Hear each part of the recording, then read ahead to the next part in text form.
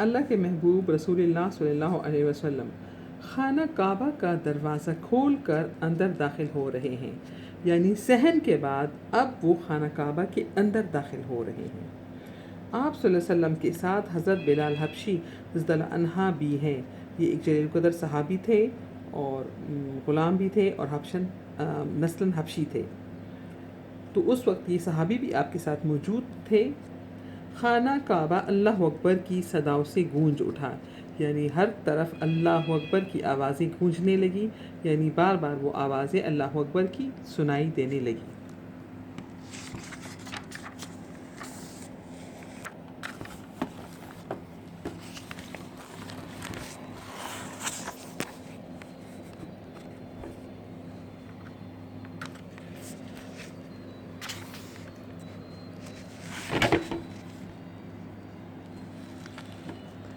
اور اللہ کے نبی صلی اللہ علیہ وسلم نے اپنی پیشانی خاک پر رکھ دی، یعنی جب آپ خانہ کعبہ کے اندر داخل ہوئے تو آپ نے اپنی پیشانی خاک پر یعنی سجدہ کیا، اللہ تعالیٰ کے حضور ایک سجدہ کیا۔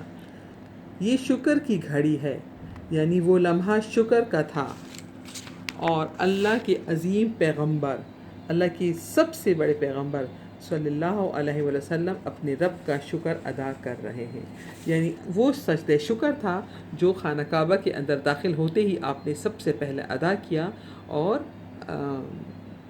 یہ خوشی کی وجہ سے، اور اللہ کے دل جو تھا وہ اللہ کے شکر سے لبریز تھا، لہٰذا اسی خوشی میں انہوں نے اللہ کے سامنے فوراً سجدہ کر لیا۔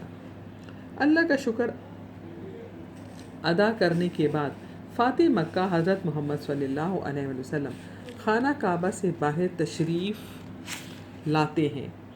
پھر کیا ہوا؟ وہ خانہ کعبہ سے باہر تشریف لاتے ہیں، لوگوں کا ہجوم اللہ کے محبوب رسول اللہ صلی اللہ علیہ وسلم کے فیصلے کا منتظر ہے، یعنی وہ انتظار کر رہے تھے۔ ہجوم، بھیڑ، لوگوں کی بھیڑ لگی تھی، بہت رش تھا، بہت سے لوگ وہاں جمع تھے، اور وہ سب کے سب آپ کے فیصلے کے منتظر تھے کہ اب آپ کیا حکم دینے والے ہیں، کیا فیصلہ کرنے والے ہیں۔ سب پر خاموشی طاری ہے، یعنی چھائی ہوئی ہے، سب بالکل خاموش تھے، کوئی کچھ نہیں بول رہا تھا، سانسیں رکی ہوئی تھی، یعنی سانس لینے کی آواز بھی نہیں آ رہی تھی، ایسا محسوس ہو رہا تھا کہ کوئی سانس بھی نہیں لے رہا۔ اس سکوت میں، اس خاموشی میں حضرت محمد صلی اللہ علیہ وآلہ وسلم پروقار یعنی بہت سنجیدہ اور بہت ہی باعزت مگر مہربان لہجے میں، بہت نرم لہجے میں اہل مکہ سے پوچھتے ہیں۔ بچوں، آپ ذرا اس منظر پر آپ توجہ دیں کہ یہ کون سا مقام ہے کہ آپ مکہ کو فتح کر چکے ہیں اور آپ فاتح مکہ کی حیثیت سے خانہ کعبہ میں کھڑے ہیں، لوگ آپ کے فیصلے کے منتظر ہیں، اور لوگ بھی کون؟ جنہوں نے سالوں تک آپ پر بے پناہ مظالم کیے، آپ پر، آپ کے خاندان والوں پر، آپ کے قبیلے والوں پر، اور وہ آپ کے فیصلے کے منتظر ہیں، اور آپ مکہ کو فتح کرنے کے بعد جب آپ آتے ہیں تو پروقار یعنی ایک سنجیدہ اور ایک باعزت طریقے سے اور مہربان یعنی نرم لہجے میں ان سے پوچھتے ہیں۔ کیا پوچھتے ہیں؟ اے اہل مکہ، یعنی اے مکہ والو، اہل مکہ یعنی مکہ میں رہنے والوں۔ یہ دیکھیں، یہ آپ کو نشان نظر آ رہا ہے، اس کو ندائیہ علامت کہتے ہیں، اور یہ رموز اوقاف میں میں آپ کو پڑھاؤں گی۔ تمہارا کیا خیال ہے؟ میں تمہارے ساتھ کیا سلوک کرنے والا ہوں؟ یہ آپ کو کاماز نظر آ رہے ہیں، انورٹڈ کاماز، ان کو اردو میں واوین کہتے ہیں، اس کے بارے میں بھی میں آپ کو پڑھاؤں گی۔ سلوک کا مطلب ہے رویہ اختیار کرنا۔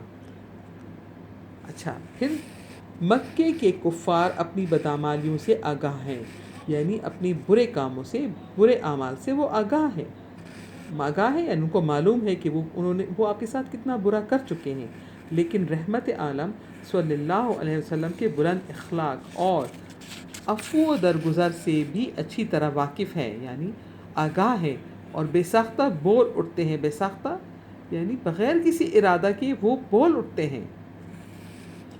اب دیکھیے یہاں پر پھر کاماز ہیں، کاماز کو اردو میں واوین کہتے ہیں۔ آپ صلی اللہ علیہ وسلم ہمارے بھائی اور کریم ابن کریم ہیں. یعنی کریم کا مطلب ہے بخشنا، یعنی آپ بخشش کرنے والے ہیں، کرم کرنے والے ہیں. یہ جواب سن کر اللہ کے پیغمبر صلی اللہ علیہ وآلہ وسلم فرماتے ہیں. دیکھیے پھر یہ کامز آ گئے، انورٹڈ کامز ہیں اور ان کو اردو میں واوین کہتے ہیں. آپ ان کو غور سے دیکھیں، میں آپ کو ان کے بارے میں پھر پڑھاؤں گی. آج تم پر کوئی گرفت نہیں، گرفت یعنی کوئی پکڑ نہیں، جاؤ تم سب آزاد ہو. اور یہ نشان آپ دیکھ لیں، فجائیہ یا ندائیہ علامت جو کہتے ہیں. یہ سنتے ہی خوف زدہ اور مرجھائے یعنی بجھے ہوئے چہرے خوشی سے کھل اٹھتے ہیں، یعنی ان پر روشنی آ جاتی ہے، خوشی آ جاتی ہے. مردہ مجمع میں زندگی کی لہر دوڑ جاتی ہے. مردہ مجمع میں یعنی سب لوگ ایسے خاموش تھے جیسے خاموشی کسی قبرستان میں ہوتی ہے جہاں پر مردہ رہتے ہیں. ایسا لگتا ہے کہ یہ سارا مجمع، لوگوں کا جو یہ بھیڑ ہے، ہجوم ہے، یہ سب مردہ ہیں. تو مردہ مجمع میں زندگی کی لہر دوڑ جاتی ہے، یعنی وہ زندہ ہو جاتے ہیں. آوازیں اور خوشی کے آوازیں نکلنی شروع ہو جاتی ہیں. ایسا لگتا ہے کہ سب کو زندگی مل گئی ہے. لوگوں کو اپنی کانوں پر یقین نہیں آتا، یعنی ان کو اس بات کا یقین نہیں آتا. وہ ایک دوسرے سے پوچھتے ہیں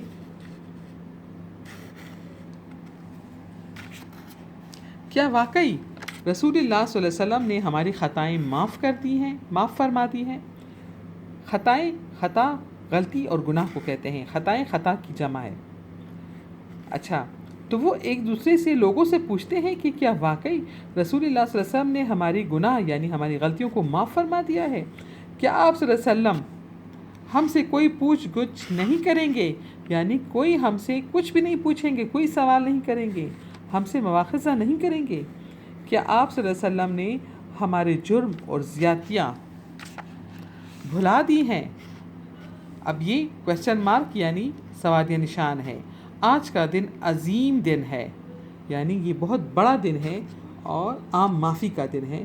اس دن کو عام معافی کا دن کہا جاتا ہے کیونکہ آپ نے ایک ساتھ اپنے تمام دشمنوں کو معاف کر دیا اور سب کو بخش دیا.